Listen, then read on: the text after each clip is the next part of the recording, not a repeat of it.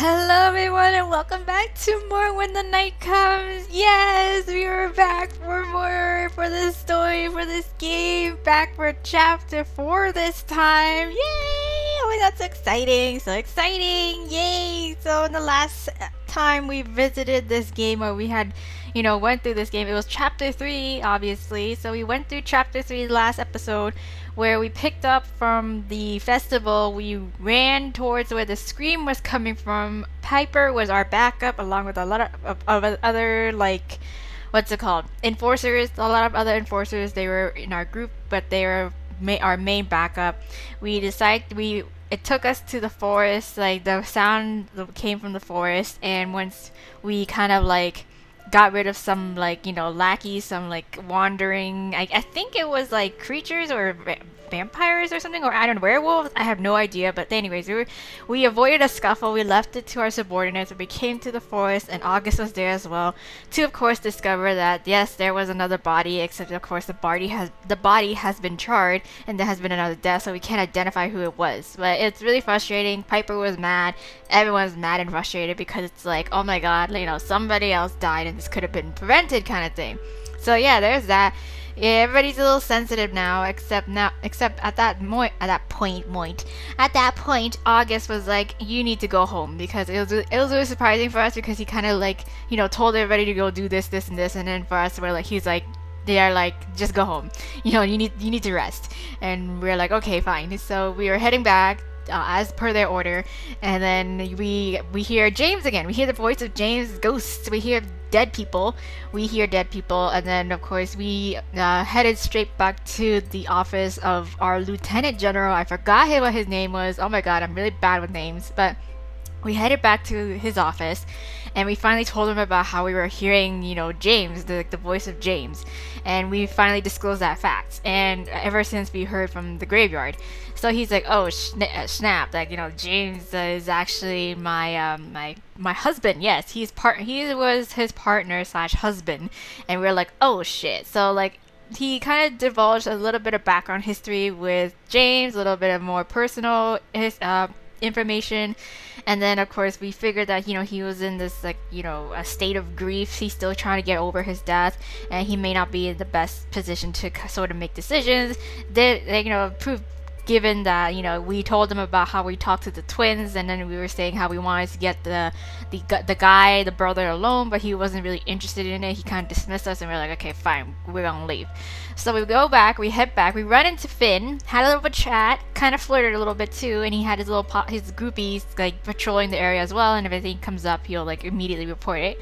So we went back home to our tavern, we slept, and then the next day we met up with Alcor. Yes, Alcor was there. He's being on the low profile because he found something suspicious. He found this piece of cloth that was really bloodied up, and it turned out to belong to Aya Walker after we gave it to Ezra. We gave it to Ezra to investigate it further, because Alcor was like, don't show it to anybody else, you gotta give it to Ezra, and don't tell him that I was the one who gave it to him, because if anybody found out that Alcor was the one who found the piece of cloth, and obviously he would be really high suspect, like a high suspect, but he didn't do anything. He didn't, like, he wasn't the cause of it, of course. So we take it to Ezra. Ezra freaks out. He locks the shop door, and he performs his little magic spell, and that's when we found out who it belonged to, and we're like, he's really spooked by it. He's like, I don't want to tell you too many things, because it's for your own good, it's for your protection. We're getting really sick and tired of hearing that excuse. And so we're like, chill, Ezra, relax. Like, I gotta get down to the bottom of this. So we leave Ezra's shop. We run into Omen. Omen is looking for somebody in particular. We kind of like spooked him a bit as well too, because tensions are high. And then he eventually kind of ran off because his glamour was kind of falling away. And we were like, holy shit. And then he ran off. We didn't mean to scare him, but like, yeah, that's what happened. And then of course we finally came back to meet with August here. Yes, August.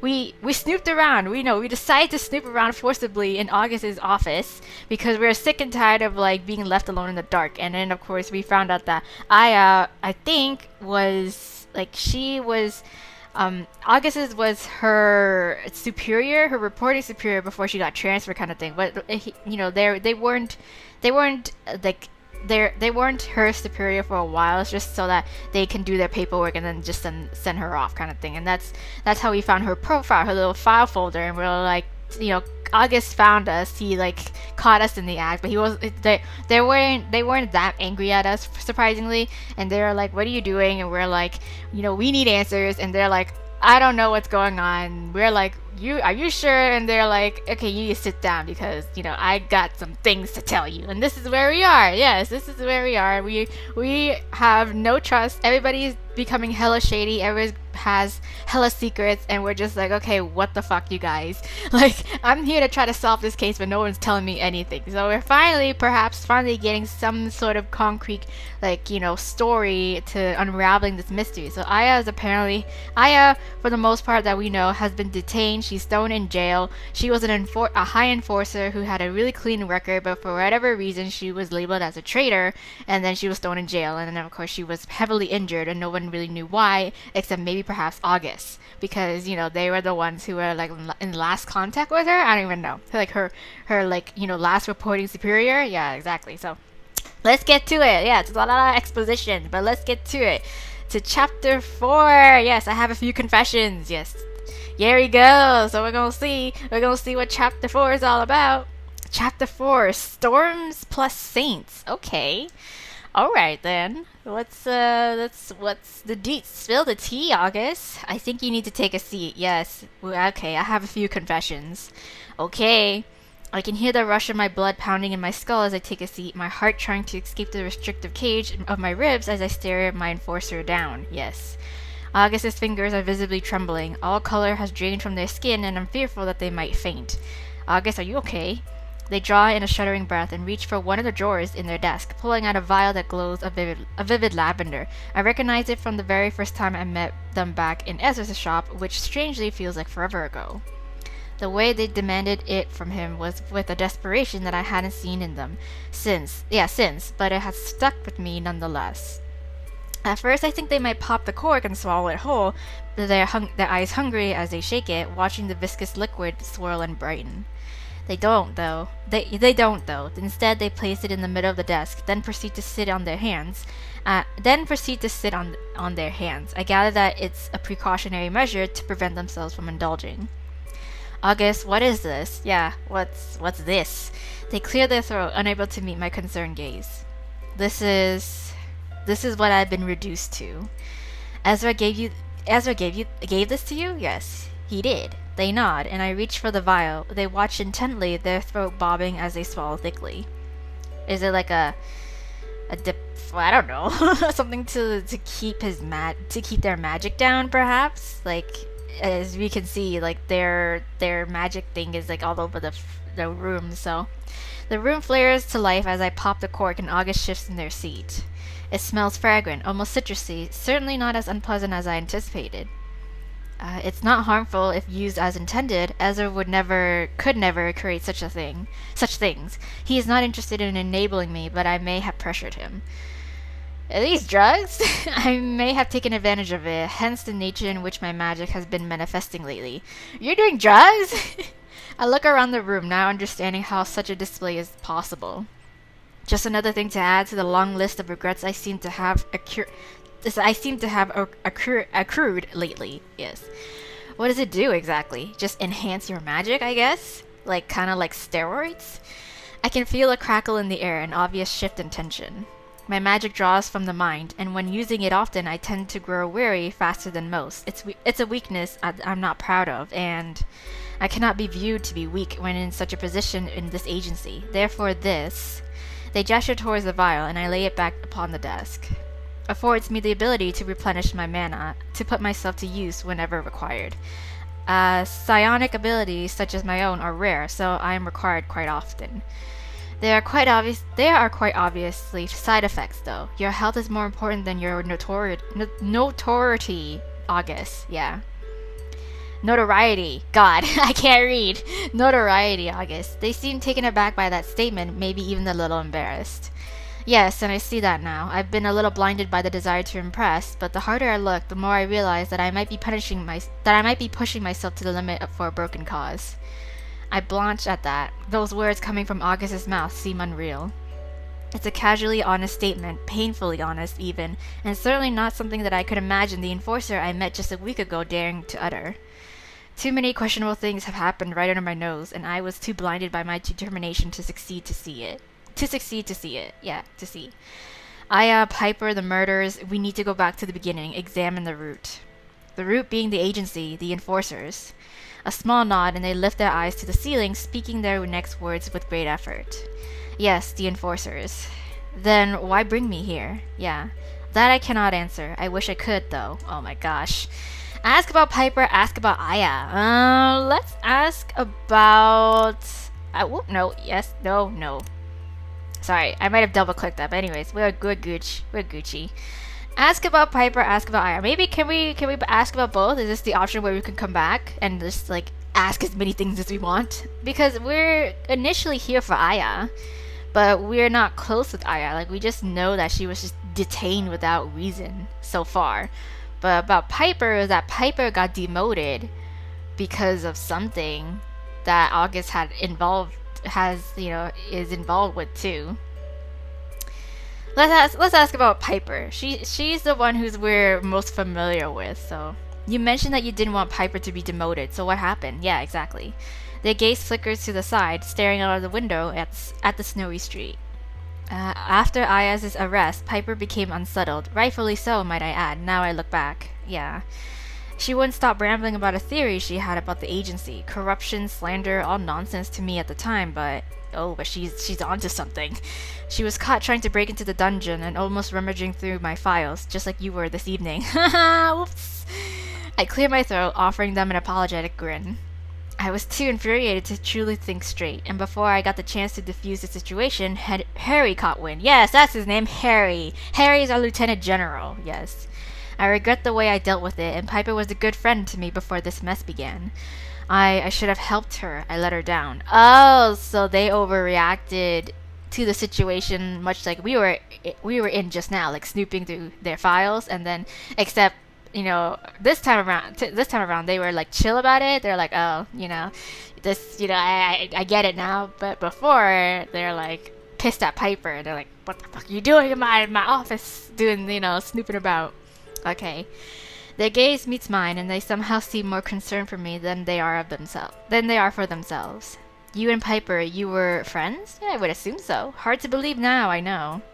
But yes, we were close enough for her to convince me to arm wrestle her, which they absentmindedly rubbed their elbow as if they're nursing an old injury. Oh, did she win? Don't do that, ever. Okay. The way they light up when they talk about such memories doesn't go unnoticed, and I feel a pang of sorrow for their lost friendship. Right? That sucks. They both seem like they could do with such company in their lives, and now I understand why they're noted as being so prolific as a team. You should speak to her, clear the air, right? Like, you didn't mean to overreact, I guess. The look they throw me is less than convincing. Piper is a proud person. She's been wronged by someone who she trusted, and she does not trust freely. I wouldn't expect her to forgive me without much begging, but I shall try. I truly valued our friendship, and I've been cruel to her in my mission to please Harry. That ends now, right? Okay, there we go. Yay! So we could definitely ask about people. Yes, ask about all the people. Tell me about Aya. Yes. They rest their elbows upon the desk, steepling their fingers. Yeah. There's not much to tell, really. Okay.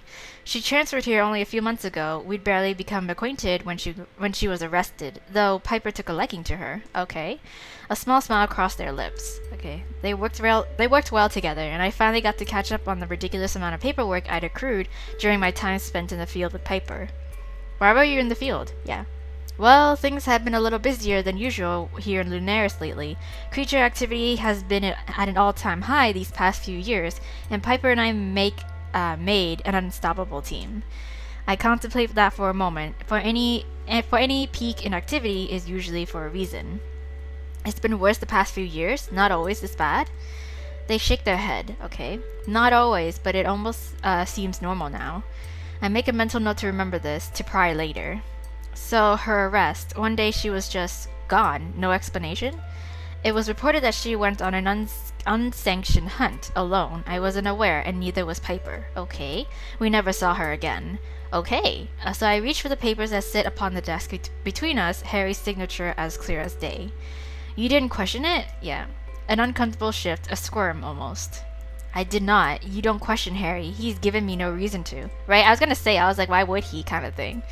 I watched them carefully, the furrow in their brow deepening as they quite clearly second-guessed their own statement. Something isn't right here, and Aya's situation feels too convenient to me. Don't you agree? Right. A deep breath, and they sit back in their chair. A little of their tension seems to melt away, but the sadness still lingers. I do. Yeah, something's shady is going on here. August pushes away from their desk, swiping the still glowing vial as they stand. They cradle it gently in their palm before it's shoved firmly into the drawer from where it came. What next? What can we do? I think you should speak to Piper. She might know more than me, especially after her snooping. Oh, okay. Yeah, it's true. I stand too, my touch lingering upon those discharged papers. I want to go into the dungeons. I want to see her. They avert their gaze, cheeks rosy, their frustration evident. I cannot authorize that, not when I know that it would put your position in jeopardy. Aw, they care. They care that we might get in trouble. They thoughtlessly slide their hand across the back of their chair, cutting me a sympathetic stare. I can't have a repeat of what happened with Piper, Hannah. Yeah, I understand. I know. Trust me, nothing will happen to me. I'm done playing safe. Trust me. Trust me, August. You need to trust me. I mean, I'm here for a reason. Trust me.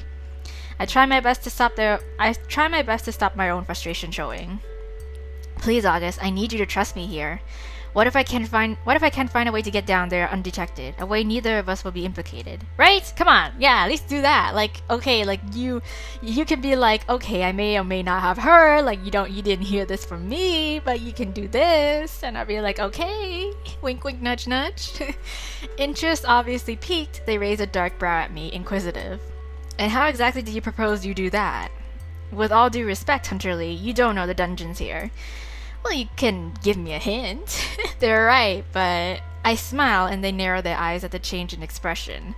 What do you have up your sleeve? Well, I happen to know a few people who can certainly be of use to us. I'm not sure you're going to like it, though. Go on. Are we talking about Finn? Just because he, runs the catacombs underneath, maybe? You may not approve, but we have a few allies that probably know the dungeons better than any hunter or enforcer ever could. The dramatic and sudden roll of their eyes tells me that they know exactly who I'm talking about. You want to enlist a bunch of vampires to help us break into the enforcement dungeons? Yes, I was right! Yeah, not a bunch, just the one. Finn has lived in this town longer than, well, literally anyone, right? August scoffs loudly. Lived. He's as dead as a doornail. Hey now, be nice. So you're just going to walk into the dungeons, Casimir in tow, and hope not to get caught? Yeah, why not? I smile at their obvious distaste for my plan. Ezra, Piper, even Alker, they can all help too. Do I have your permission to proceed? They're gonna be like, well, you didn't hear from me. A pregnant pause follows my question, but eventually August meets my gaze once more. You have my permission. Oh, thank you. But please be cautious. I am no wiser than you here, and I cannot protect you if something goes wrong. Okay, I came here to make something of myself. I was so desperate to move out of my parents' shadow, but because I come from a family that held me to such high standards. Standards I could never dream of meeting, no matter how hard I tried. Yes. I understand you completely. Their words grow terser as the seconds pass, unraveling gradually. I don't want this to be my legacy, Hannah. I want to make the world a better place, not a scarier one. I gather that August has suffered through much frustration, and life has weathered them to the bone. Aw, poor August. They quickly gather themselves, but their pupils quiver. I won't let you down, you alright? I don't doubt that, actually. Thank you! Oh my god, they trust me. They have so much trust in me. I head back to my room at the Wolf to clear my head, and to try to figure out my hastily concocted plan a little more thoughtfully.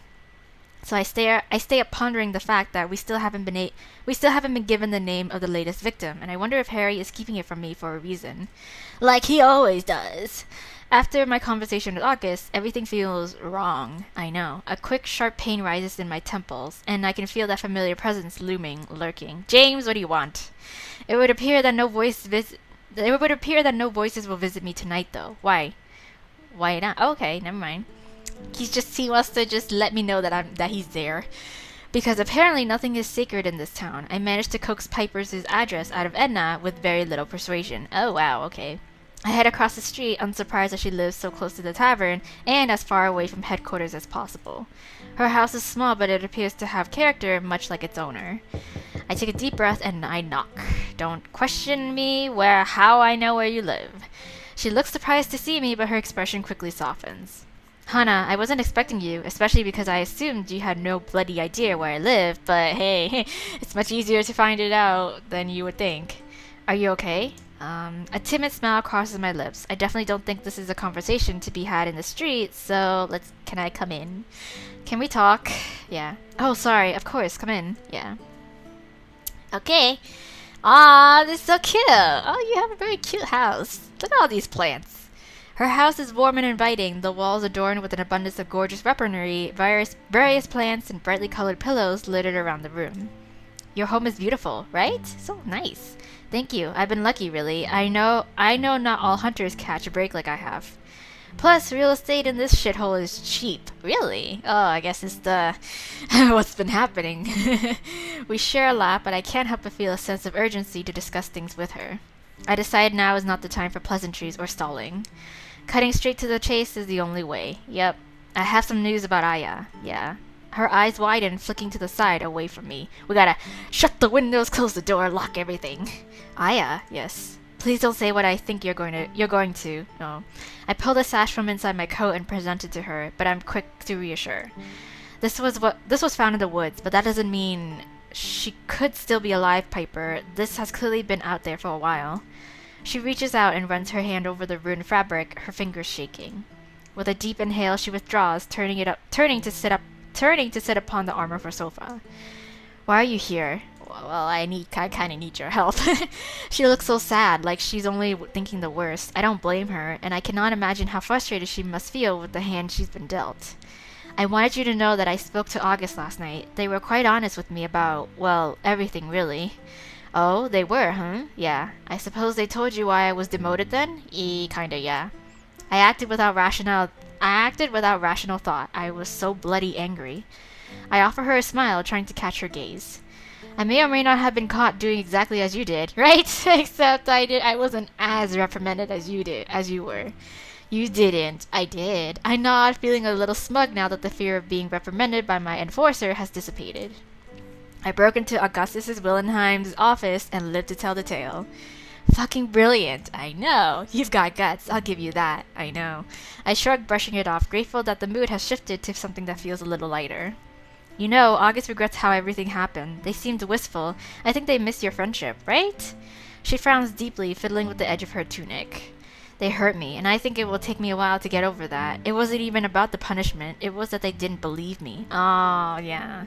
You work with someone for all that time, but when it comes down to it, they think I've gone mad. Why would I make up such a thing? Yeah, that's that's betrayal right there. Everyone jokes about us and our instincts, but they don't understand. When we feel something, we really feel it, you know? Oh yeah, I nod because I do know. Whatever lies within us that grants us our abilities is something that we cannot shake or ignore. If we sense someone is in pain or they're scared, we feel it. If we sense someone is in pain or scared, we feel it in kind. If we love fully. If we can feel that something feels off, it usually is. So we have like super Jedi senses. They employ us to do what we do for a reason. I wish they'd have a better understanding of what or how we feel. She scoffs a quiet laugh, rolling her eyes and offering me a small smile. If only. If August wishes to make amends, I welcome their apology, but it will take me a while to trust them again. I was humiliated and betrayed by one of my only friends. They've got some begging to do. Ah, yeah, they mentioned that too. Now that I'd like to see. Shit, me too. I'll get you a front row seat if it ever happens, alright? Okay, deal. Now, I have a proposition. Help me break into the dungeons. Oh, yes. We're going into the dungeons. We're doing this together, flirt. Oh, we can't flirt. As I said, I have my sights set on Ezra to romancing him and possibly Finn.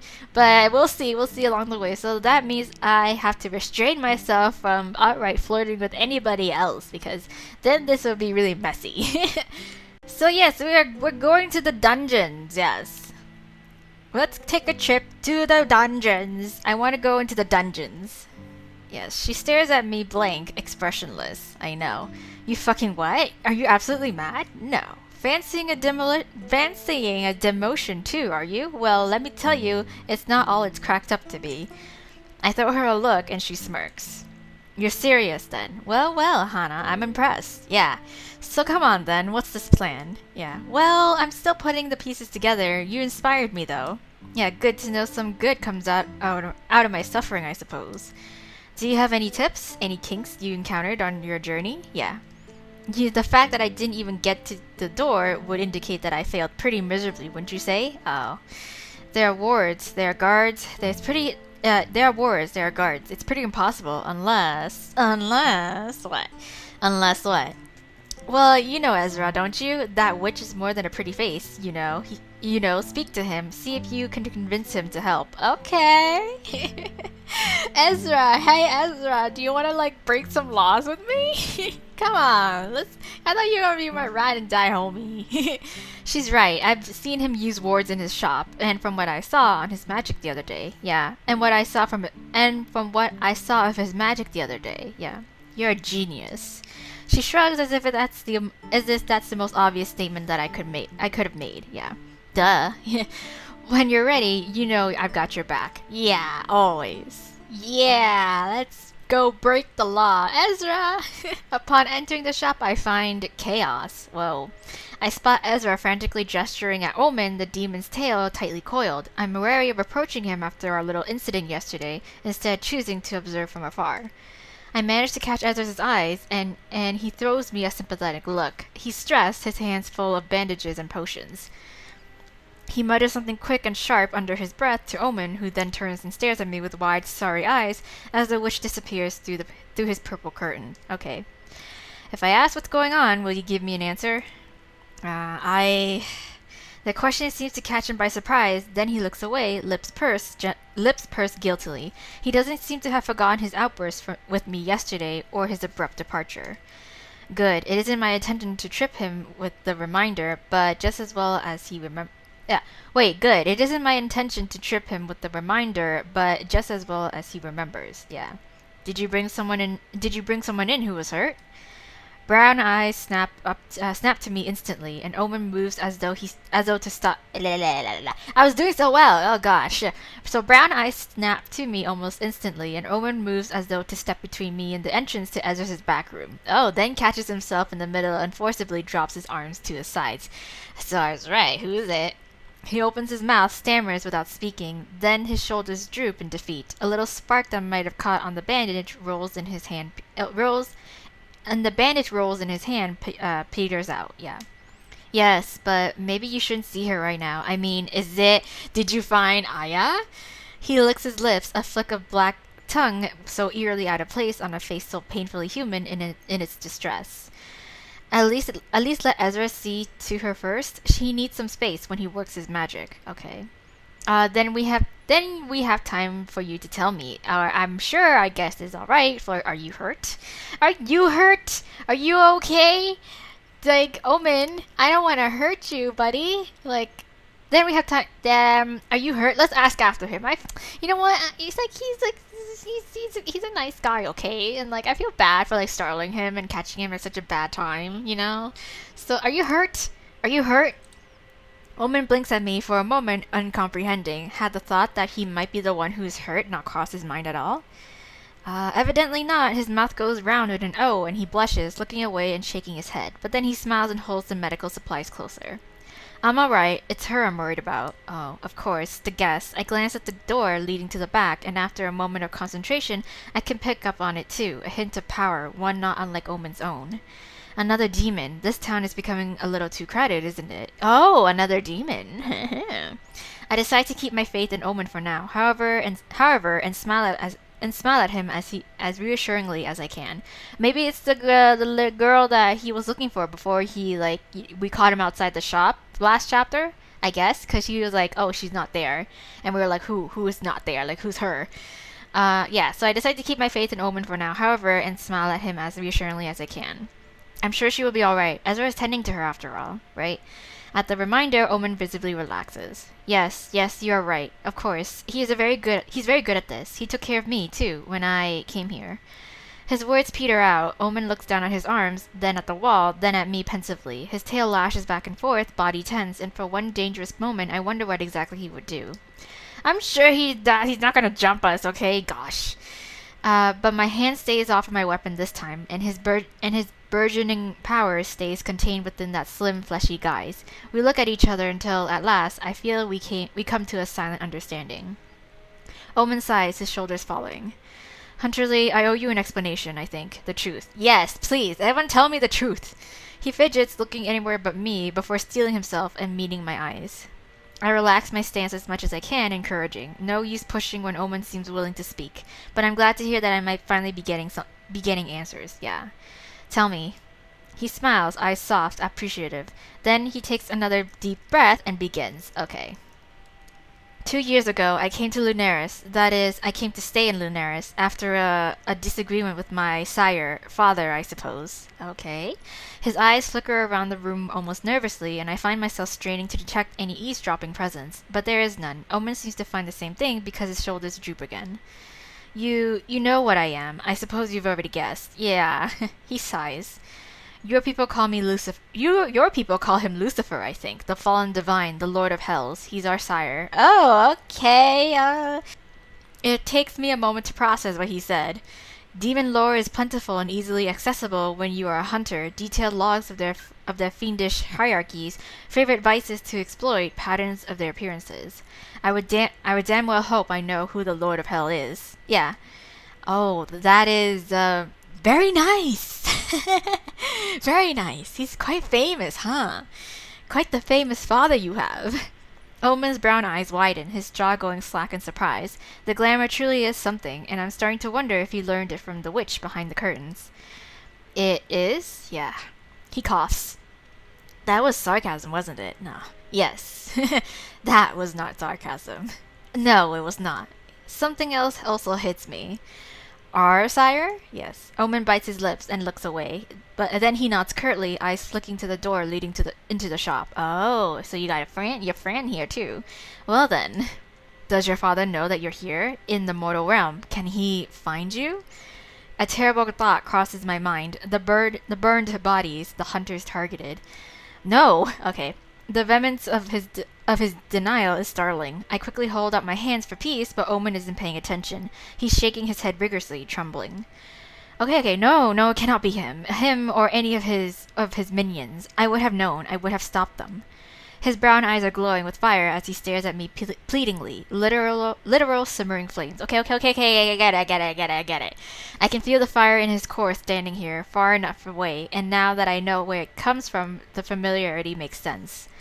That's one hell of a secret to hold on to. And who is that in the back then? Yeah. Jeez. One more colossal fact to add to the messy little mountain of information I have been gathering since stepping foot into this mad town. What else is new by now? I believe you, Omen. Yeah. Relax. Omen's shoulders droop in relief, and I feel something tense inside myself unclench as well. It needs not end badly. It will not. Oh, it need not end badly? Yeah. Besides, this case would have closed far faster if it were the run-of-the-mill demons messing about. Right. Omen closes his eyes and says something too quiet for me to hear. Then he breathes in, breathes out, and slowly makes his way to the counter. He sets all the items in his arms down, there, with such a deliberateness I know he is doing so to calm his nerves. Something sneaks through still. I see a flicker of flames about his hair, and an intensity in his aura. But only briefly. The pressure fades as Omen raises his head. He doesn't look at me as he speaks. I think I'll go outside for some fresh air. Okay. Are you sure? Omen smiles at me over his shoulder, the curve of his mouth tense. I think it's for the best. I don't want her to see me like this, rattled, angry. She's my dear sister. She doesn't deserve. Ooh, sister. He trails off, staring into the distance for a moment. Okay, then he shakes his head and makes for the door, only adding one last thing before he steps outside. Won't you go and say hello to her? I'm sure Elaine would find you lovely. Aw, Elaine, that's a lovely name. I would love to meet her. Elaine, hello! The second I lay eyes on her, it's more than a little obvious that she truly is related to Omen, maybe even his twin, unless the glamour is simply fooling me, right? Ezra has a poultice carefully pressed to her dainty hand, a pile of gauze covered in a thick black ichor discarded upon the counter by his side. She blinks at me. She blinks at me once, twice. Her eyes big, brown, and every bit as earnest as Omen's. Hello. Yeah. Her voice is disarmingly sweet, almost musical even. I smile at her politely, looking at Ezra for a little guidance. Elaine, this is Hana. Yeah. Hana, this is Elaine, Omen's twin sister. Ah, there we go! Ah, yes. I assume Ezra was just as unaware of her existence as I am, but he's polite enough to stay calm and focused, as friendly and as hospitable as ever. It's nice to meet you, Elaine. Yeah. Oh, you too. Yeah. Elaine narrows her eyes at me for a brief moment, shaking her head. She looks terrified. She addresses Ezra, but she certainly keeps her eyes on me, on my weapon. Oh no, I'm not gonna use this shit on you, no, girl. Where is Amaros? Ah, I look at Ezra, my confusion quite evident. Amaros? Ah, yes, that. Her face lights up when I say his name, but I gather that she doesn't fully understand my trepidation. I had just spoken to him and his sister. If that's the name, right? Amaros, it's the twins in the chapel. And then he was looking really, little bit uneasy, a little bit uncomfortable. And then we walked out, and then we saw a letter or a package, and then we saw the letter, and then it's written in demonic lettering, right? Yes. Ezra turns to address the demon, patting her hand gently. He's just outside, and you're all healed up, but I do think that you should go and see your brother now, Elaine. Yeah. Okay, yes, I should. He's very worried. Ezra releases her, throwing me a sorry look over his shoulder as he turns to quickly dispose of the mess of medical supplies.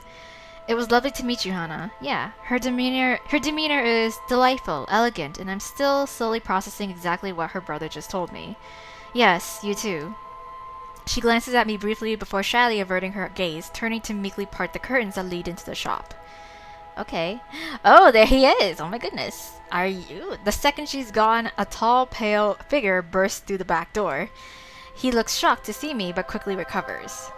Is she healed? Yes. Yes, she's fine. She's with her brother. I suggest you give them you give them space for the time being. Ezra's words are final, stern, and Armoris quickly wilts under his vibrant green gaze, still slightly glowing from whatever magic he's just performed. I don't really know how to unpack all of this, but yes, it's a lot of people that I didn't expect to be seeing in this shop. What happened to her, and why are you so desperate to be by her side? They're lovers! He stares longingly at the curtain, Elaine's voice quiet on the other side. Then I remember the note on the stoop of the ibex, the little heart. Zes Heiwa. Yeah. Ah, well, I'm courting her, you see. Yes, we're together, yes. She was attacked last night by it, the one that's been getting to your kind, I think. Oh, wow. Ezra and I share a look, doing little to hide our shock. It? As in the creature, yeah. Armoros closes his eyes, sighing heavily, then he nods. Yes. Armoros, if you need to tell us something, we can help. Elaine didn't need to get hurt, so if you know where this thing is... He looks at me, then back at Ezra, throat bobbing as he swallows thickly. He's quite clearly battling with the idea of divulging any more information. Dang it! Encourage him, push him to talk. Just encourage him! We gotta just coax him. Just be gentle. Because this is delicate. Like, he can totally clam up on us. Encourage him. Amaros, it's okay. You can trust us. We just want to help. Yeah. Exactly. She's right. No one will know what you tell us. We just want people to be safe. He sighs again, his shoulders sinking. Yeah, his shoulders sinking. I just want her to be safe. We can see you care for her a great deal, and we want that too. His blue eyes quickly flicker between each of us, and it's the most animated I've seen him. Why are you being nice to me? My sister and I... No. He trails off, almost looking right through me. If you have information about the creature, we need to know. People are dying, so I find it hard to hold your beliefs against you if you can offer assistance. Right? Very well. Aurora has been sneaking out at night as of late. I mean, that's not exactly uncommon for her, but I believe she's doing more than satisfying her baser urges. Yeah. Ezra looks away, covering a quiet cough with his hand. What? Now, we don't have time to unpack all of that, but I'll store it away for later. Yeah. What do you suspect? Yeah, I suspect nothing. I know she's feeding it, or something at least. Feeding it? Yeah, oh gosh. He seems unfazed, startling so. Startlingly so. She may seem cruel and cold, but Aurora has a good heart. She cares for the creatures, makes sure they are safe. Okay, can I see Elaine now? Okay. Can you maybe elaborate a little on that first? Right? He shrugs, sighing again. It is what it is. I don't dictate to her what she can and cannot do. I find myself losing interest in our preachings. I just want to keep Elaine safe now. Oh, that's sweet of you. Ideally, we'll leave this wretched place for good, but her and Omen have only just reunited. Would she be so quick to leave him? Maybe not, yeah. I think it's best for both of you to stay here and lay low. I'm not sure why the creature attacked her. It hasn't attacked anything inhuman so far, right? He looks at me, fixes my gaze, and with perfect confidence. How do you know? Well, stop making me question my info, my intel. A chill rolls along my spine, but I shake it off. You're right, I don't. I'd really like to leave now. Okay, you can leave, but I need you to promise me something. He narrows his gaze, his head tilted. Go on. Watch Aurora, and the second you see her do anything out of the ordinary, you find me. I will ensure Elaine is safe, I swear to you, but your compliance is essential here. I see Ezra shifting nervously out of the corner of my eyes, but I stand my ground. Amoros continues to assess me, calmer than he's ever appeared. Fine, I will seek you out, and I will watch my sister. Okay, farewell, Hunter, witch. Okay, oh my gosh. Well, that was interesting. I know, right? Jesus. I anticipated some commotion from behind the curtains, but I hear nothing but silence. Interesting is putting it lightly, right? How are you anyway? I huff a quick laugh, because that question feels far too casual for the amount of information I've digested in the last forever. Tired, confused, the usual. I suppose I haven't done much to help with that, have I? No. I wanted to apologize for not being totally honest with you, and for making your life a little harder than necessary. You already have so much on your plate. No. He seems genuine, and aside from his odd behavior yesterday, I have no reason not to trust Ezra. I spoke to August last night, and Piper this morning. They know about the sash. Yeah. Fear flashes across his features, but I quickly reassure him. Hey now, it's fine, Ezra. They're on our side. They want to help. Even Gus? Yeah, even August. Are you sure you're not magic? Because that seems like an impossible task. I shake my head profusely. No magic here. His smile grows, and he seems to relax exponentially. It's nice to see familiar. Then let's talk. Okay. He takes a deep breath. Okay. The reason I was so hesitant to discuss Aya, or the enforcers for that matter, is because I used to work for them. Oh, you used to be an enforcer? What? You were an enforcer? Heavens no! What? Okay, wait, what? I went in and assisted in the infirmary or morgue whenever they needed an extra pair of hands. Oh, healers, good healers, are far and few between in these parts. Okay. It's what I always wanted to do, to apply my skills where it was most needed. Helping those who dedicate their lives to ensuring our safety was an honor. But things got shady. Then the Hunter murders began. I got to examine the first body, if you can even call it, with the state that it was in, but something shifted within headquarters afterwards. I listened intently, taking all of this in, a little perplexed, a little caught off guard. They started treating me differently, calling me in less. Then when I was there, they kept me clear of any hunters. It became quite clear that they didn't want me there any longer. Oh, okay. Information was being kept from me, important information about the victims I was supposed to be examining. Then the Aya incident happened. Then another dead hunter turned up. This was when they revoked my access, took away all of my notes. Notes? He nods, glancing over at the kitchen counter. I may have had Piper retrieve them for me if you'd like to take them. There's not much, but you're welcome to them. Okay, yes. Don't mind if I do. Take the notes, don't take the notes. I want to take the notes. I really do. Like, I need info, yo. I need anything. I really do. Like, not to be nosy and not to intrude on your privacy. I mean, he offered, so, like, take the notes. Yes, I'll take them. He opens one of the kitchen drawers, pulling out a pile of parchment, then what looks like a fake wooden bottom. The notebook is nestled safely beneath it. Oh, wow. Secret compartment. Here. I tuck it away inside my jacket for later. So why were you so afraid to tell me this? You did nothing wrong. You were helping people. He offers me a sorry gaze, his brows furrowed, fingers curled into fists at his side. They do not like people talking about it, about the deaths. Many of us have our suspicions now, and they know. Oh. They will seemingly do anything to keep what's happening quiet. Like not telling me who the latest victim is? Yeah, exactly. Ah, I wasn't even sure if I could trust Gus, but I wanted to so badly that I pushed my apprehension aside. You were right to trust them. They're on our side. They're scared too. Oh, Gus. I just want all this to be over. What are we going to do? Oh, well. I smile and Ezra's expression lights up. You have a plan? Yes, I do. I have a plan. Yes. I need your help. I can't do it without you. This is what I need you to do. I can't do it without you. Yes, I can't do it without you. Come on, let's ride or die together. Yeah! I look deep into his eyes, hoping that I can wash away some of the weight that he carries. The toll this has taken on him obvious. Okay, Ezra. I can't do this without you, Ezra. I need you.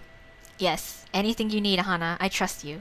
I smile, taking his hand when he offers it, and he squeezes mine tightly. Together. Yes, together. Aw, so cute. Piper and I are going into the dungeons to see if we can locate Aya. If we can talk to her, I think we might I think we might have a start. Yeah. Everything leads back to when she was arrested, as far as I can tell. How on earth are you going to get down there without being caught? Well, I was hoping you can talk to Finn for me. That's where you come in. It may involve you and August working together, though. Yeah. Does Gus know about this little plan of yours? Kinda. I didn't tell him the details. I grimace, waving my hand in a so-so gesture. Partially? You're lucky I trust you, Hana. But really, I'm here for you. Just tell me when. Okay. Thank you, Ezra. Now, how can I find Finn? Why, a secret passageway, of course. You're in the right place. Yes, you happen to have one, don't you? He bends down, kicking aside a colorful rug to reveal that hidden hatch. It creaks loudly when he opens it, a gust of cold, stale wind rising from its depths. Oh boy. In you pop, walk for about 10 minutes, then when you see candlelight, it's the third door on the left. Okay, don't be alarmed by any of the clan members, they're all friendly. Okay, I nod, taking a deep breath. I lower myself into the hatch, gazing up at him with a smile. See you around. Okay, here we go. The incessant drip of water guides me forward through darkness. The stench of damp and decay filling my nostrils as I sink deeper into the corridors of the catacombs.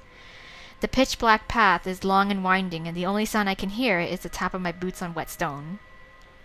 Eventually, I can see candlelight flickering ahead, and it would appear that I've finally found life. Well, kind of.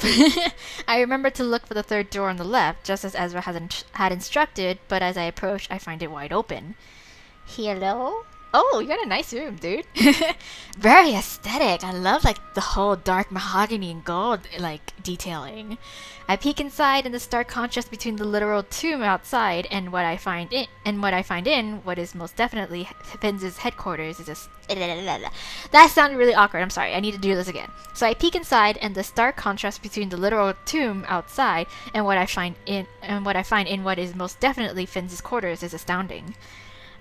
Before I get the chance to take in the view, a cool breeze pushes past me, ruffling my hair and sending goose flesh prickling across my skin.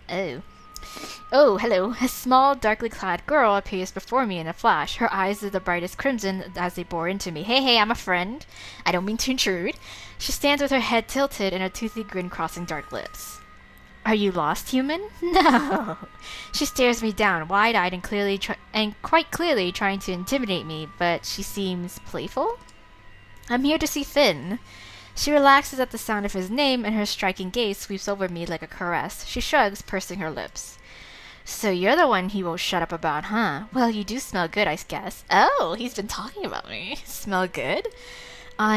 Is Finn here? Is Finn here?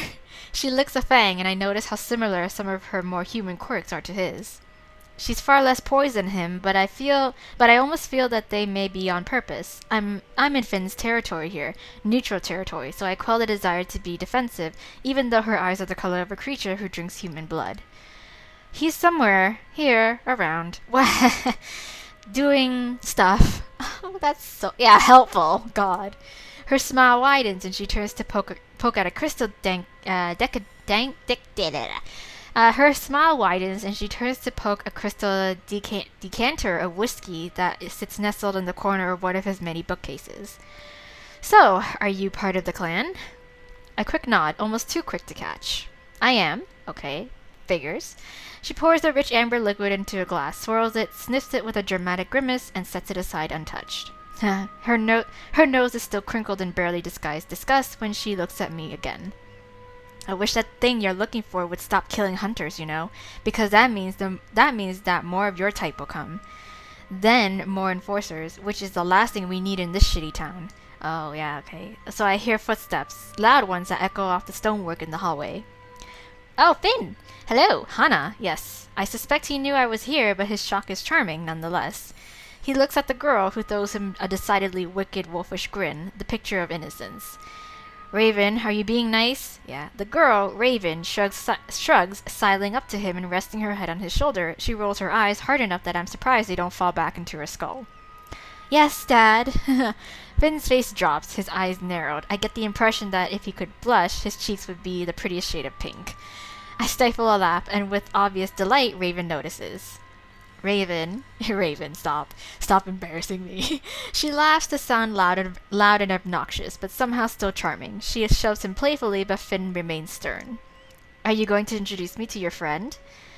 The suggestive waggle of her eyebrows doesn't go unnoticed, and Finn sighs heavily, offering me an apologetic smile. Hana, this is Raven. I'm his kid. Really? There's a low, exasperated rumble of a warning in Finn's throat, and I find myself enjoying the way he bristles in her presence. I'm pretty sure, she means it in a way where, he's her sire, I guess, right? The one who turned her, right? Finn throws her a death glare, and she proceeds to look guilty, but just a little. He raises a single dark brow at her, and after a quiet scoff, she enthusiastically steps forward and offers me her hand. It's really nice to meet you, Hana. This guy hasn't stopped gushing about you, so thanks for giving him something new to mope over. I do not mope. Or maybe he is actually just that, given how old he is, he might as well can be. Raven rolls her eyes, and I finally take her hand. Her grip is firm, and I wonder if she might be trying to unnerve me when her startling eyes widen exponentially. Hurt him and I'll eat you, got it? Okay. I open my mouth to respond, but before I get the chance, she's laughing again. Finn looks mortified, and he casually pries her hand from mine and ushers her towards the door. It's time for you to go, I think. Raven pouts, raising both of her hands in defense. I was joking, obviously.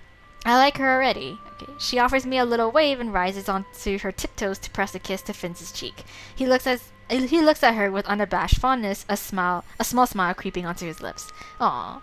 Go, say hello to Lux for me, and be good. Yeah, be good now. He runs his hand over her shorn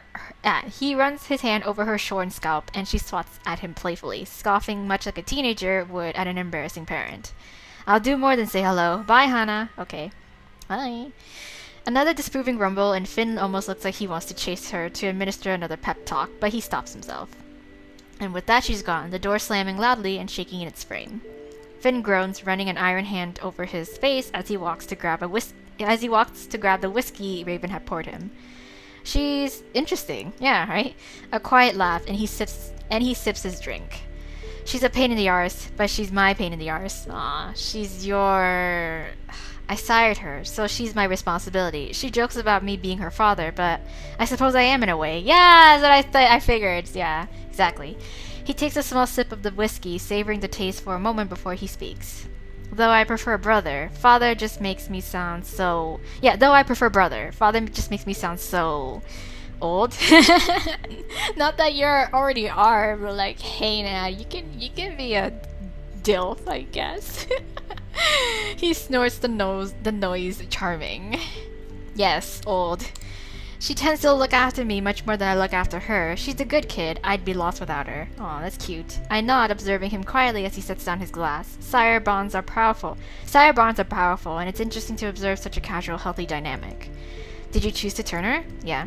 He frowns, shaking his head. Well, no, not exactly. It's complicated, but I made a choice that I'll have to live with forever. Literally. I'd seen too many die at the hand of my sire, and something about her struck me. Yeah. He planned to leave her for dead, but I couldn't let that happen. Oh, he smiles, and it's bright, earnest.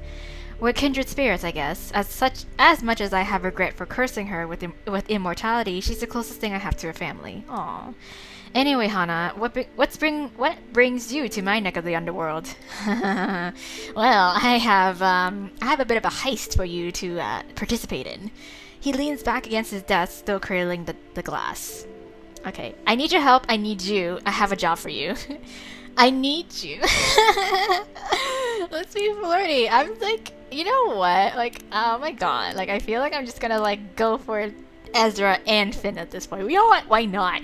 Why not go big, huh? Why not go big for my first time round? I need you. I need you, Finn. I watched the careful swirl of the amber liquid in his glass, his eyes focused solely on me. I mean, we flirted with him a couple times already, so we might as well just go all the way, right? I need you. Yes. He raises his scarred brow, dark hair falling in his face as he turns to set aside his drink. You do, huh? Yeah, I do. His smile has me rolling my eyes, and I quickly try to distract myself.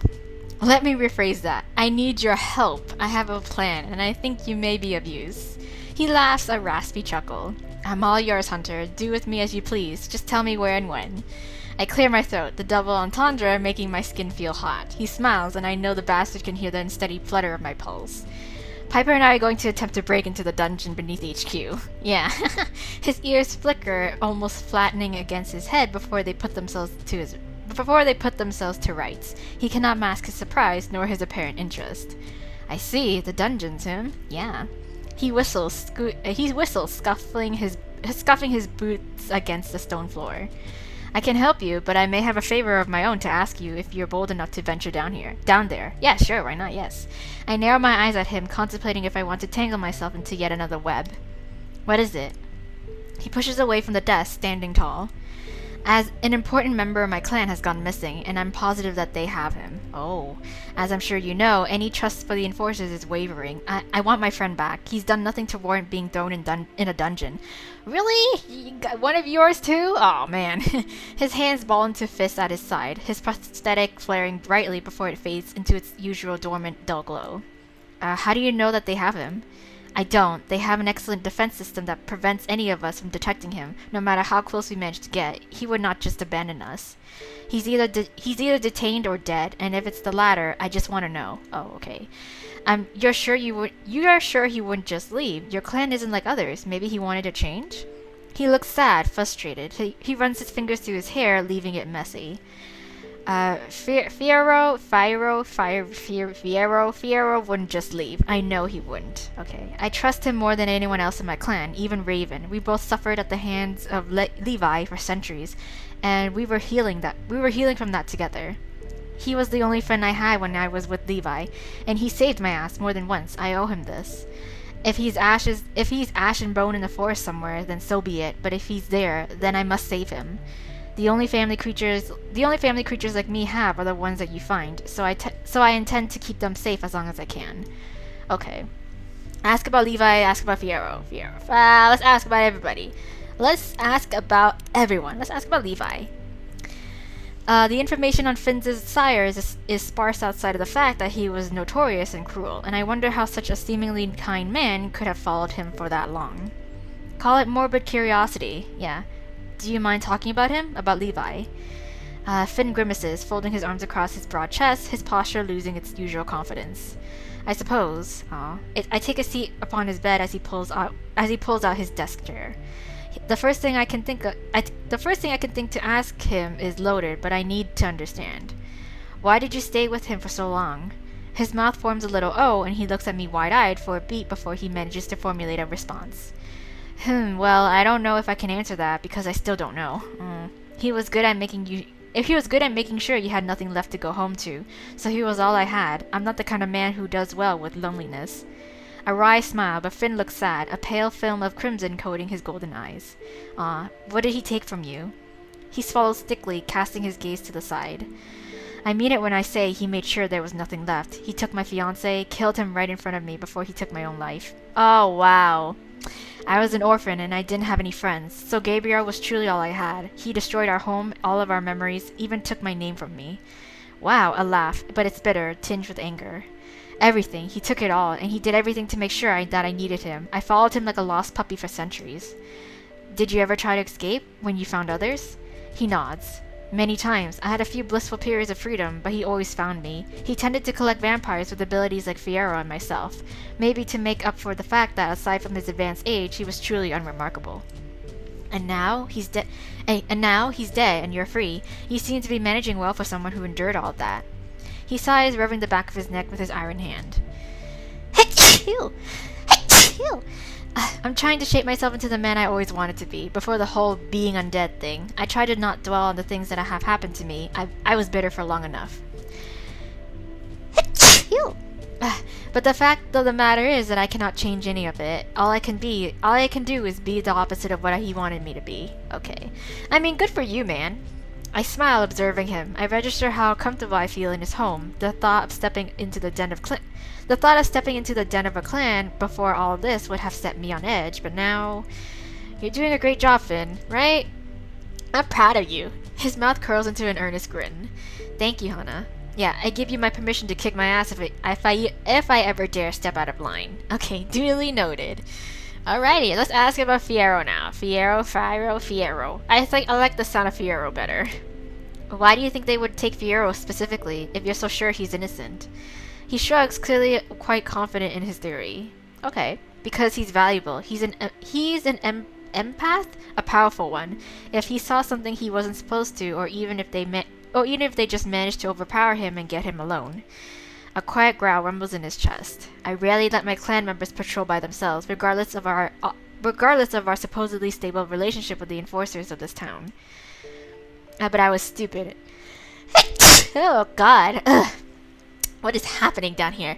But I was stupid, and Fiyero was a good sweet talker. He sensed someone in distress in the woods, so... His shoulders sag, his eyes falling to the floor, losing their sparkle. So I allowed it. Therefore, if anything has happened to him, it's my fault. I think there's dust around here, girl. Like, you need to do some dusting. I am just sneezing all over the place. Finn prides himself on being the opposite of his sire, and I can see that this is eating away at him. You can't place the blame on yourself. You didn't know. Plus, if he is as valuable as you say he is... His eyes light up when they meet mine, his fingers twitching upon the surface of the desk. Then they could be using him, so he's still alive. Yeah.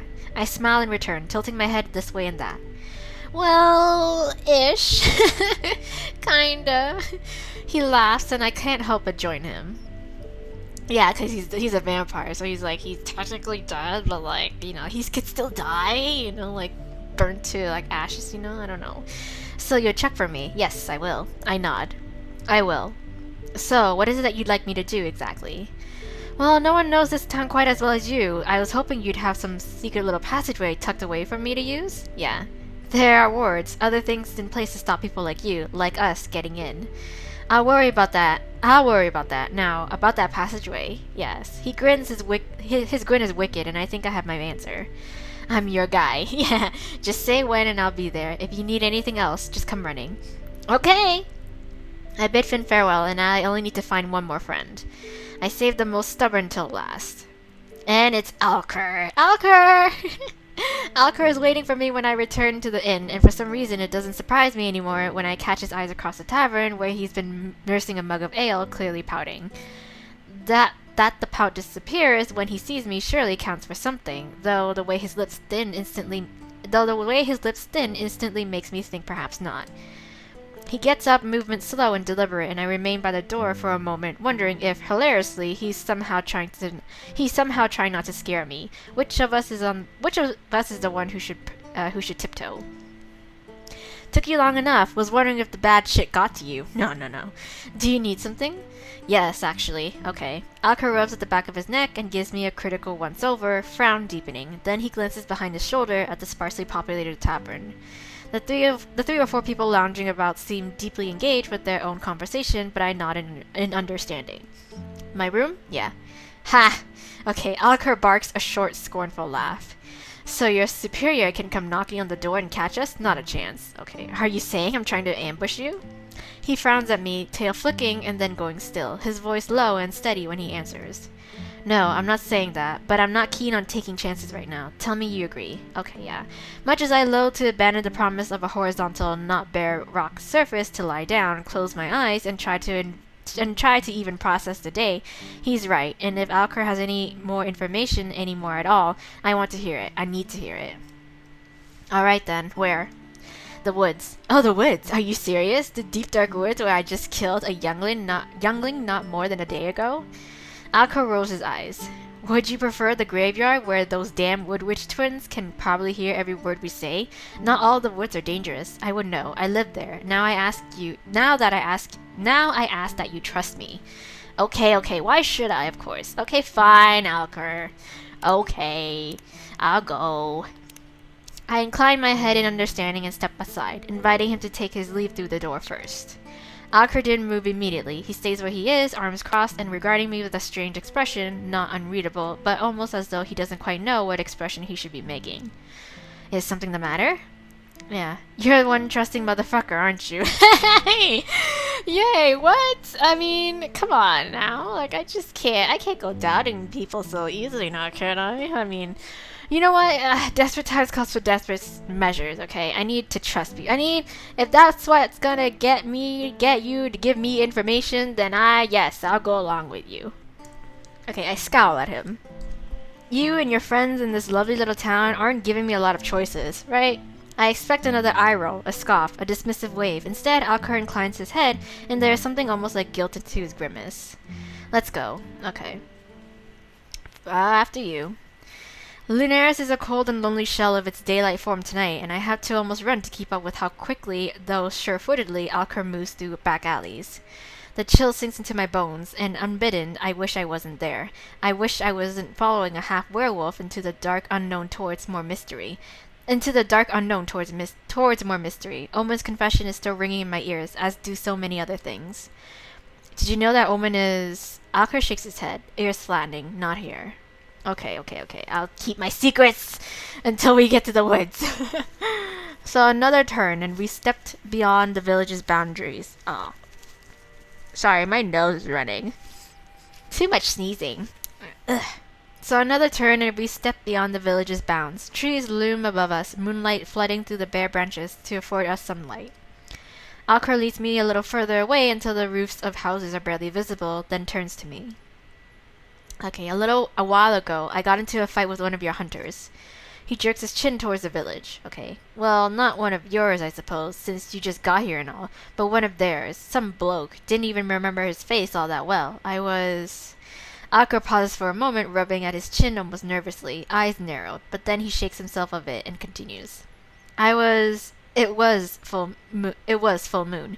I had an argument with my sister. Didn't go well. Okay. He grimaces at the memory. And when I transform, when I'm upset, my control's not as good as it could be. But I know I didn't kill him. Would have damn well remembered that if you ripped a man apart with your own claws and teeth. Okay, but when I came to, he knocked me out, I guess. You hunters and your annoying little gadgets. Your enforcer friends were already swarming over us like hornets. But I don't see the man. No blood either. I can't even smell my own. That doesn't mean you didn't hurt him. Yeah. Alker gives me a look. Okay, smartass. The point is that your hunter friend vanished. Poof. Okay, the enforcers, dragged me off to their fun little dungeon and kept me there for fuck knows how long. A fucking week, I think, more. And then they branded me and they punted me out on the street. Okay. Too dangerous to just snuff me, I guess, given how I know Ezra and Finn and all that. But here's a question for you too, Hunter Lee. What do you do when a creature's hurt a hunter so bad he apparently isn't walking around anymore?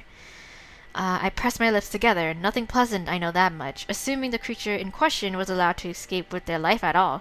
In my experience, the brand is reserved for things that have a prolonged use. Or creatures too delicately tied to the order of things to be freely snuffed, as Alker had so elegantly put it. But surely if he has wounded a hunter so terribly, he would still have been in the dungeons, right? Perhaps Finn or Ezra parlayed for your release, maybe? But Alker is shaking his head. They didn't, and correct me if I'm wrong, but you hunters don't get retirement leave till they can't walk on two legs anymore, and even then... Well, there are always prosthetics, yeah. Alker barks a sharp, bitter laugh and shakes his head, but neither him nor I find humor in it, I know. He is quiet for a moment, running a hand through his hair, messing with his clothes, fidgeting, nervous. Okay, so I step back a pace to let him collect himself. No use pushing him for anything now, not when he's already so open with telling me everything he knows. I didn't kill that hunter. Okay, so Alker's frown is deep, but his words are as quiet are as quietly fierce as they are pleading. I didn't. I wouldn't forget something like that, and I've enough to never do it by accident, never. Okay, I believe you. Yeah, then what must have happened? Well, I can't flirt with Alker, because I'm supposed to be pursuing other people. So, okay, then what happened? I know I believe you. I truly do. But like, what happened then? Then what happened to that hunter? Do you not know who he is at all? Alker scowls at me, though his tail swishes back and forth in Chardrin. Chardrin. There's enough of you lot running around this place, and I don't keep an eye on everybody, okay? Yeah, that's understandable. Especially not that one, I guess, since I don't even remember his scent that well. Must have been a forgettable enough one. Okay, a small shiver goes down my spine. A hunter who isn't well remembered or well known, vanishing so thoroughly? It will not be the first time, it will not be the last. Not for the first time in years, my rank raised like a burden on my soul. Hunters wield power after all, and with power comes politics. You make it far by being good at what you do, and by keeping your head down to one degree or another. Else you find a clandestine way to make your queries, or you fuck up and you disappear. But what politics would this forgettable man have served? Lunaris does not suffer from intricate power balances. The Lieutenant General reigns supreme, and that's it. Does Lieutenant General Addington note of this? Yeah. Yeah, I think he was the one campaigning for my release, so I owe him one, I guess. Yeah. Of course, Addington, most of all, wouldn't have wanted to upheave the peace with local creatures. Until he has a surefire way of removing them with impunity, anyhow, I suppose. I have another question as well. Were you aware Omen came from hell? Alker frowns at me, then squints and snorts. Of course, where else would they be coming from? The general store? I mean, yeah, that's true. Like, where would demons be coming from? I hope he doesn't hear the sound of my teeth gnashing as loudly as I hear it, but with the way his ears suddenly stand up in the cackle, I know he's seen something. I meant that he is the son of the Lord of Hells, right? You are the one who didn't ask. You weren't giving me a chance to, as I recall.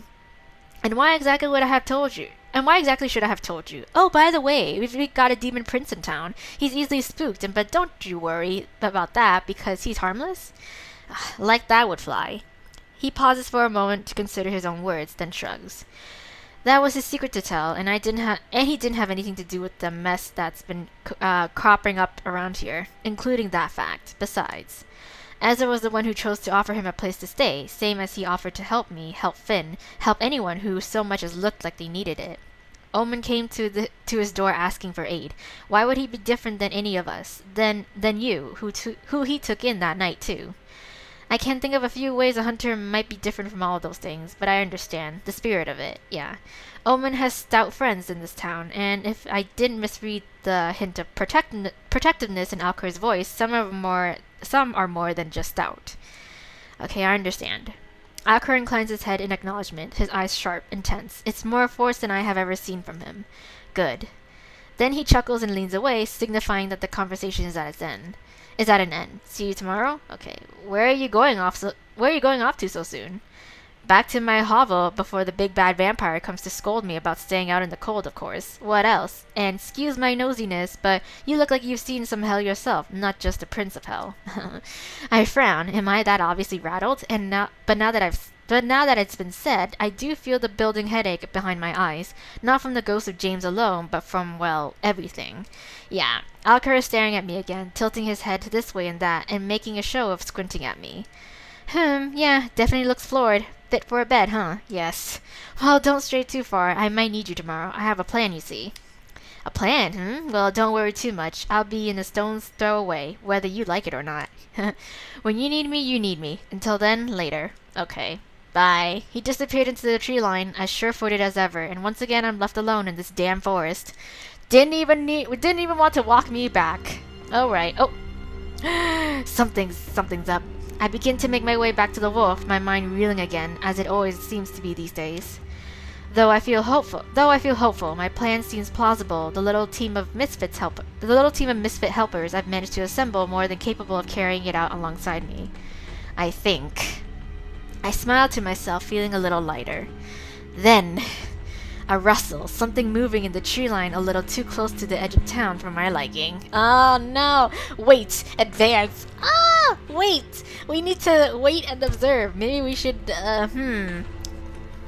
Should we advance or wait? Oh my god. I want to just observe and see. Maybe it will reveal itself. Like, we don't want to give ourselves away, you know? Oh my god. Wait. Let's wait. I stand my ground, quiet as I try to get a feel of what may be approaching. I can't get a read on its aura, but I know it's certainly not human. Then it lumbers into view. It's hunched over and misshapen with long, gangly limbs that look out of place on its relatively normal-sized body. A single twisted horn grows out of its head, and I spot 3 eyes. The third seems new, underdeveloped, and it melts crudely above the existing left socket. Ugh. It's covered in patches of scraggly fur and scales, and in some places its skin is entirely burned off. And an amalgamation of mismatched parts and pieces that look like they don't belong. Is this like a chimera? What is this? That cloudy gaze meets mine, and merely looking at it gives me a headache, a weak demonic aura that makes my body beg me to look away. Then something hits me, something that makes me hesitate to draw my weapon. I cannot place this feeling of complacency, of ease, nor can I fight it. Is this how my comrades were killed so easily? Oh, maybe. Does it have some kind of power over us that makes us freeze, become immobile? Or is it the dull ache of familiarity that settles in my gut that makes me pause? What? The feeling that I shouldn't harm it, that it deserves empathy, mercy. It opens its crooked jaw, melded sinew, and mottled skin stretching and splitting to reveal a set of violent, jagged teeth. My body screams at me to fight, but my feet are firmly planted, stuck to the forest floor. My fingers do not move, my weapon safe in its holster. God damn it, Alker, the moment you step away from me, this shit has to happen. It takes a purposeful step towards me with a low, rattling groan, teeth bared. My heart races as I stare into its unfocused eyes, all 3 of them blinking out of sequence. Ugh! There's a loud ringing in my ears, and I've never felt like this before. My instincts are screaming, pulsing, dying for me to do something. Anything, and yet all I can apparently do is stare down my bitter end. Then something washes over me, and in a split second I gain perfect blinding clarity. Whoa, run! James, thank you! The creature takes another step and howls, a broken, blood-curdling screech. Bye, run! Okay, James, I listen. Oh my god! The choice you make on the following screen will determine who you romance for the rest of the game. Choose wisely. Save here if you wish to. Okay! Oh my god! This is not the end of the chapter, is it? No. Go to Finn, go to No, we already know who we're going for. We're going for Ezra. Ezra! As though my body already knows where I need to go, where I want to go. My feet carry me towards Ezra's shop. I don't look back, but I do hear the rustle of trees and the creature's maddened aura fading. A maddened aura fading, yeah. It's heading back into the woods. The town is safe. For now. That's scary! That's so scary! Oh my god. Though I'd rather not startle him, I find the back door to Ezra's shop open, heading inside without knocking. I hear him standing behind me, a quiet mumble of my name as I turn the key in the lock, checking it twice. Oh, Hannah, what? Are you okay? He reaches for me, and I quickly take his hands. His eyes are wide, my touch probably ice cold, my whole body shaking. I can't recall the last time I ever felt like this. Maybe my first ever hunt, fresh out of school, but the fear is consuming, and I sense that it's artificial, a figment of whatever dreadful magic that thing had cast upon me. I saw it. What? Come and sit down. You're shaking. We head over to the tiny sofa, the dull, mismatched glow of the tiny lights that hang above it, bathing Ezra in pinks and blues. The sight soothes me in an instant. Even his obvious worrying makes me feel infinitely calmer. He leans forward, taking my hand in his, pressing his fingers to my pulse. It thrums frantically and Ezra frowns. What happened? I take a deep breath, feeling ridiculous and helpless, something I'm not used to. It was like nothing I've seen, and I've seen some shit. I've seen some shit. Well, at least you still have your humor. Thanks. I shrug, thankful that the mood is a little lighter. It must have been it. It must have been it. I froze, Ezra, like it put a spell on me, paralyzed me. He laces our fingers together now. He's apparently satisfied with the pace of my pulse, squeezing gently. I'm glad you're okay. His next breath comes in the form of a sharp exhale, his eyes squeezed shut. Ezra? The thought of anything happening to you terrifies me. I know it's silly, and I know you're more than capable, but... Oh, girl, you know, I was fucked. Who am I kidding? I've come to care for you a great deal, Hana. I almost can't imagine what it would be like without you. Oh, however did you manage to enchant me after I've only known you for such a short time? Oh, I don't know, I'm just charming. I look down at our joined hands, feeling a warmth in my chest, something that blooms whenever Ezra touches me, looks at me even. I truly do feel like I've known him forever. That very first night I was enchanted too, without question. I don't know, but I feel it too. Like we're soulmates. I shift closer, our knees brushing. Am I gonna kiss? Let him lead. Oh my god, okay, hold on. Like, I really don't want to stop here just because I feel like this might be the end of this chapter. Just because it always happens to me. Like, it always happens to me whenever I do this sort of thing. But I don't know if this chapter is gonna be a long one or not. But let me see where I am for time, and then I'll see. You know what? I can't. Let's just do it. Let's just go for it. I don't care if it's gonna turn out really long, guys. Okay, maybe. You know what, let's just go for it. Things are getting spicy, okay? Things are getting spicy. So we're gonna go do it. We're gonna go big or go home, okay? I'm gonna let him lead. Let's do it. Yeah, let him lead. He runs his hand up along my forearm, my shoulder, cupping the curve of my jaw. Can we kiss? I gratefully lean into his touch, smiling softly, and a delightful pink kisses his freckled cheeks. You're so beautiful, Azura. I know, you're so beautiful. Just kiss him. Wait, I want to kiss him. Should we? I mean, oh god, I have no idea. Should we? I don't know. I'm running out of safe spaces too now. Jesus Christ. Okay. Yeah, okay. I want to kiss him. I don't know. Kisses. Wait. I don't know. Should we wait? Maybe? Okay, let's wait. Let's just let him make the first move. Okay, wait. I settle against his side, sinking into the scattering of mismatched cushions. No. Ezra hums, content to just sit here, basking in one another's company. Okay. Cool.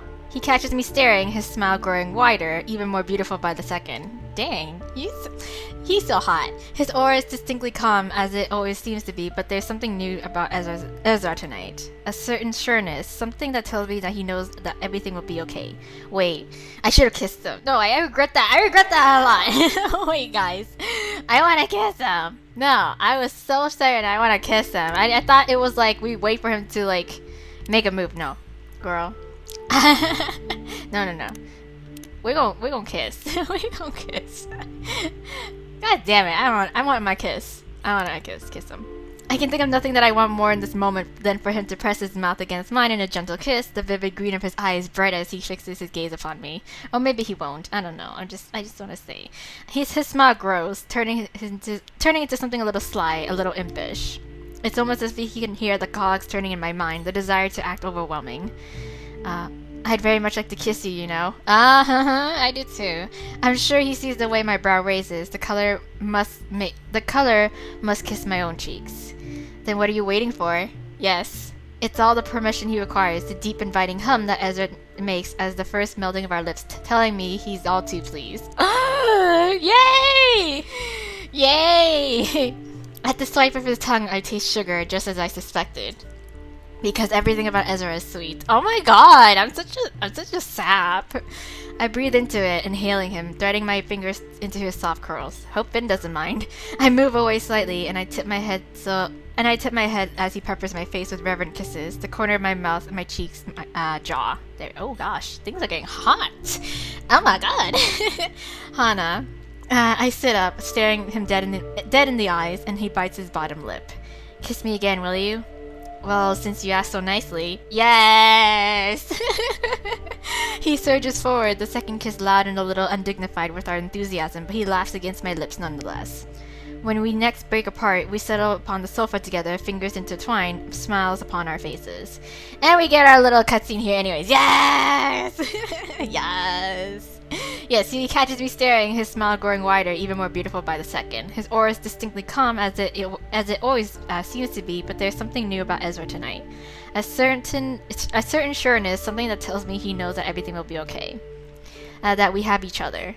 I'm so happy that you're here with me, Hana. Aw, we'll figure this thing out together, won't we? Yes, Ezra makes me feel like I belong, like I have a home here. His warmth, his kindness, something steady and sure amidst all of this chaos. Not only that, but just knowing I have his support makes me feel unstoppable. I don't doubt for a second that we've got this. We've got this! We will! Yeah. I don't just have him, and no longer am I alone, but I have a family. Everything is going to be okay, hopefully. Yeah, there we go. I knew it. I had a feeling. I was like, no, we're gonna go. We're gonna go all the way. We're gonna go all the way. Yay! What's this? Chapter 4. Wow, so much things has developed. We actually catch sight of the thing that's been going around killing people. And then we got our first kiss with Ezra. Yes! Yes! Oh my god, here we go. A new step, a new level up to our relationship, finally in progress, in motion, with our our chosen route, I guess, quote unquote chosen route. But still, we have not really learned all that. We learned a little bit, but like still a little bit in the dark still, like we've enlisted help from people from our gang to like break into the dungeons in order to get more information, but really we only kind of had little snippets of information here and there, still not really piecing much together, but just knowing the fact that the enforcers and the organization of it all is just hella shady. Something's going on. Something's going down. So anyways, there we go. Chapter 4, you guys. Oh my god, that was super exciting. Oh my gosh. Anyways, just the description alone, like we didn't even see like an illustration of the monster that we encountered, but like just the description alone was just like, it was terrifying. Like, ugh. Like, I just want to get the fuck out of there. Like, I feel you, girl. Anyways, yeah, so kudos to the writers then, because you got me. You got me thoroughly creeped out, like, anyways, let's tune in next time for the next chapter, chapter 5, or when the night comes. I'm not too sure when that will be out, but when it comes out, you know for sure, for a fact, that I will be playing it. I will be on it. So tune in, you guys. I hope you're enjoying this story so far, as I am, and yeah, I'll see you guys in my other Let's Play, but for now, bye!